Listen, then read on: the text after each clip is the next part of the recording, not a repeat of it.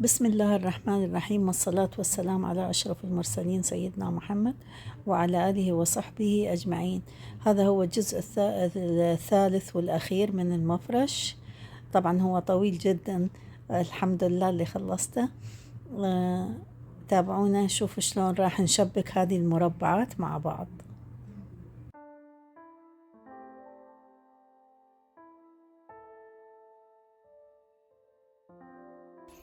هسه هاي خلصنا المربعات مثل ما انتم شايفين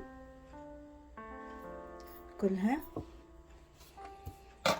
راح ننسق الألوان، التنسيق حسب ذوقكم يعني، ما محدد تاني. راح أخذ هذا المربع أحط الوجه على الوجه، وعندي هذا الخيط. راح أسوي مثل كل مرة، أسوي مثل الغرزة الصغيرة، وراح أخذ هذا الركن أحطه على هذا الركن، وراح أبتدي أشبك المربع غرزة بغرزة.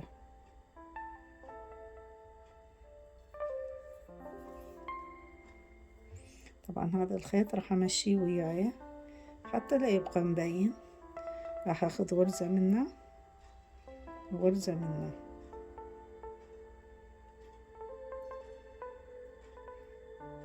واشتغل عادي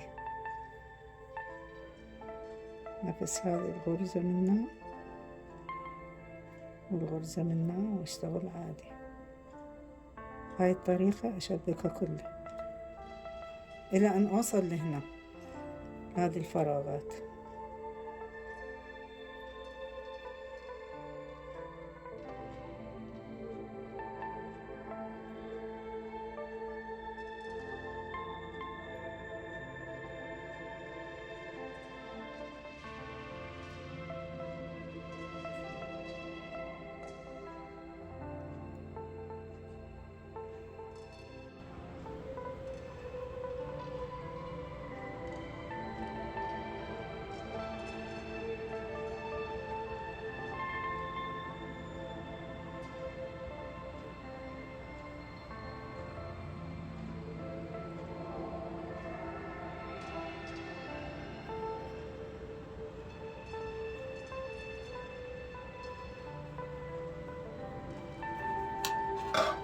خلصت، وصلت لحد هاي الفراغات.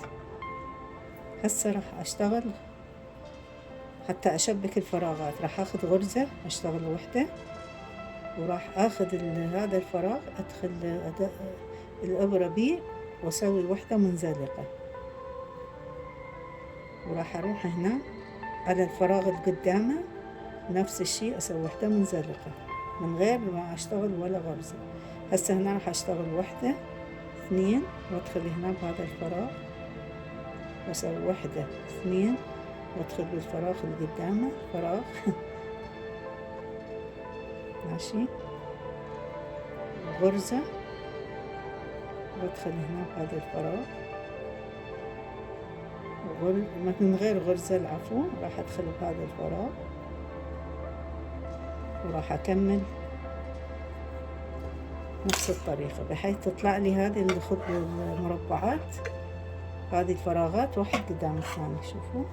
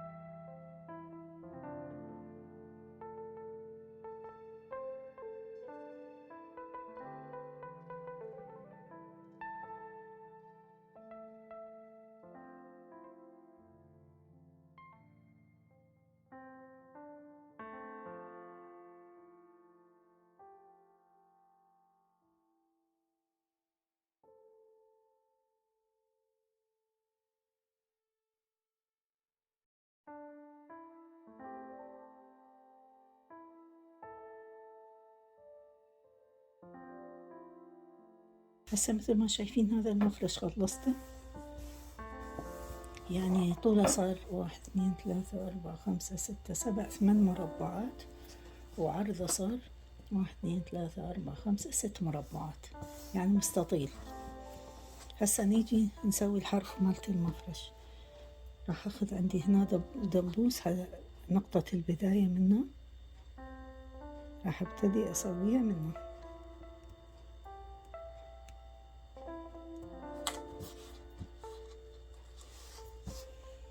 هسه راح نبتدي نسوي الحرف.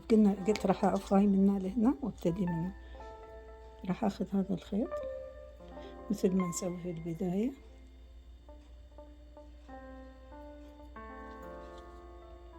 وراح ادخله بهذه مكان الدبوس.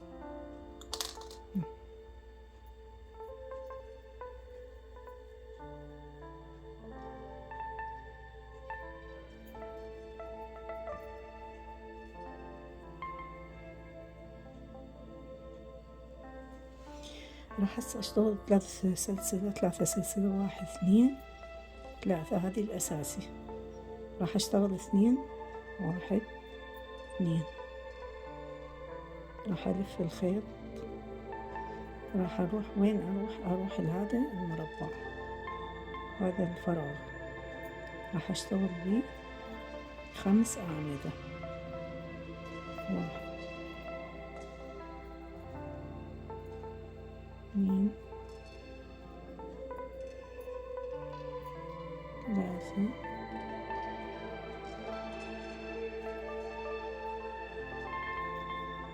4 5. يعني اشتغلت مبدئيا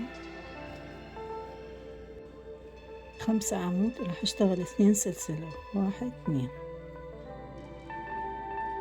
الف الخيط، راح ابتدي باول غرزة اشتغل 5 عمود ثاني.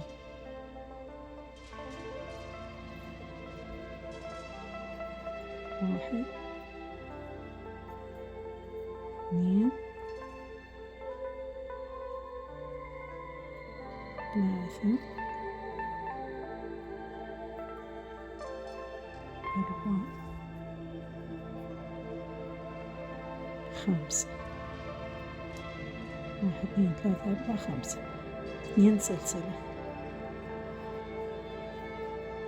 راح احسب 1 2 ادخل الثالثة 1 2 3.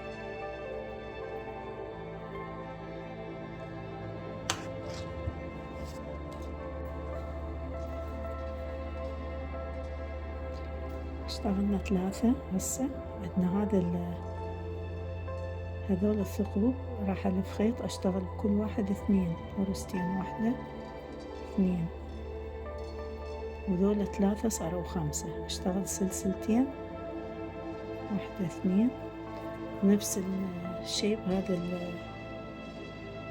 الثقب اشتغل 2 1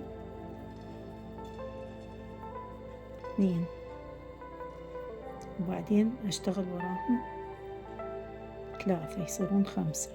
2 1 2 3. فصار عندي هنا 5 وهنا 5. هسه اشتغل سلسلتين 1 2، الف خيط واحسب 1 2 واشتغل بالثالثة. اشتغل كم عمود؟ 5. 1 2 3 4 5. هسه خلصت هذا، وصلت للنقطة هاي، نفس النقطة، نقطة البداية. راح اشتغل 3 سلاسل 1 2 3، واجي على هذا الفراغ اعمل فيه 5 اعمدة. 1 2 3 4 5. سلسلتين 1 2 وأكرر نفس اللي سويته هنا.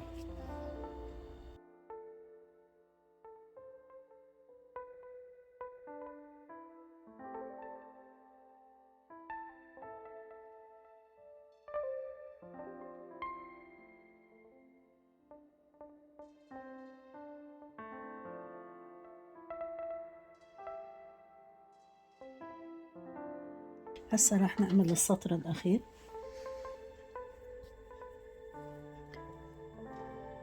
هنا راح أطلع 3 غرز، 1 2 3. راح أعمل عمودين، 1 2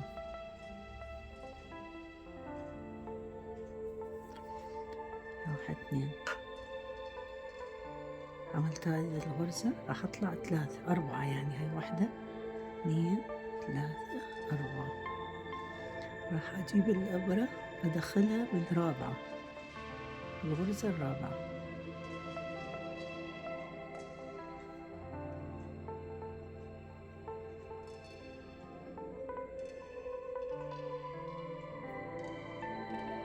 وراح أشتغل 3 أعمدة ثانية،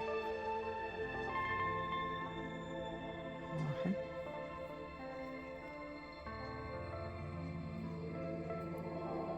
2 3. هذا الشكل. هسه راح أروح على هذه الفتحة وأسوي نفس الطريقة، 1 3 أعمدة،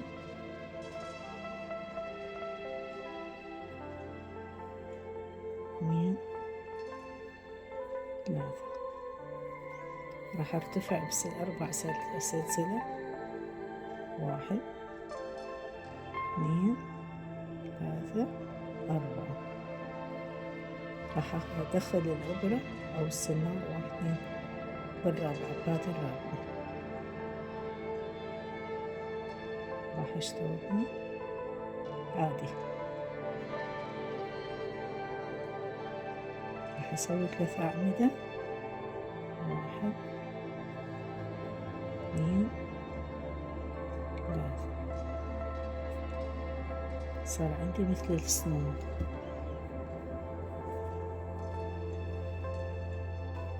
هسه هنا خلصنا ال4 جوانب، وصلنا للنهاية. الأركان كلها راح نعملها بهاي الطريقة. راح خلصت دول 3، راح اشتغل 1، راح اشتغل هنا 4 أعمدة، 1 2 3 4. راح اطلع 4 غرز، 1 2 3 4 سلسلة. راح اخذ هذه الابرة ادخلها بالسلسلة الرابعة، وراح اشتغل من غير لفة خيط. راح الف اشتغل 4 أعمدة ثانية، هاي بالاركان.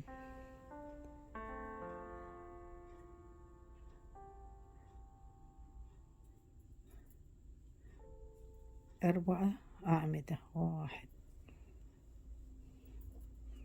2 3 4.